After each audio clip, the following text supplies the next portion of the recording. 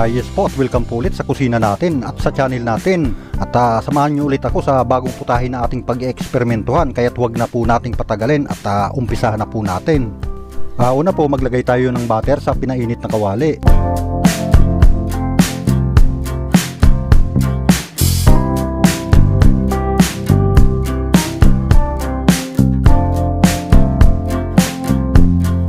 At igisa po natin ang bawang. At pati na rin po ang sibuyas.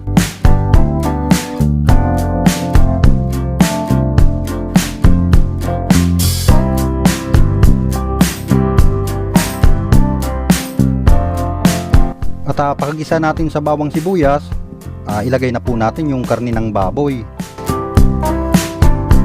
At haluin natin itong mabuti.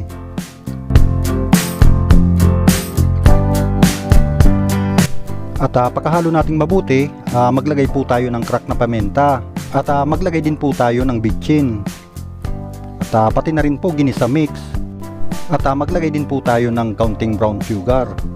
At haluin ulit natin itong mabuti.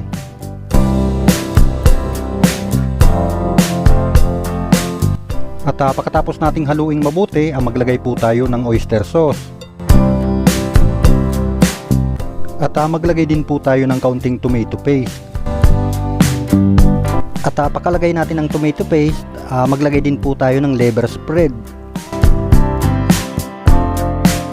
At pagkatapos nating ilagay ang liver spread, haluin natin itong mabuti.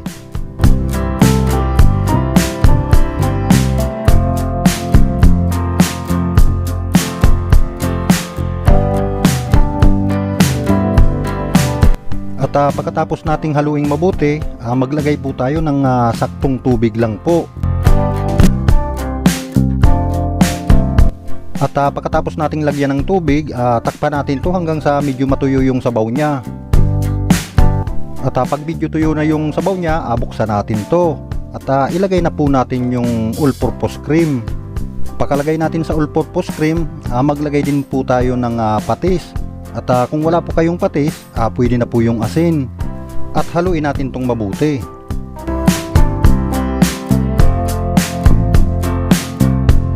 At pagkatapos nating haluing mabuti, takpan ulit natin to hanggang sa medyo matuyo yung sabaw niya.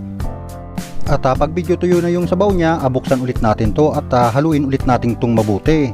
At pagkatapos nating haluin, pwede na po nating ilagay yung garbanzos.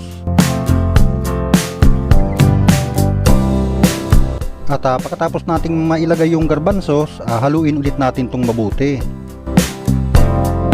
At pagkatapos nating haluin mabuti, pwede na po nating ilagay yung young corn. Ito po yung nasa lata. At isinabay ko na po yung sabaw kasi dagdag palasa pa yan. Ito po yung bubot na bunga ng mais.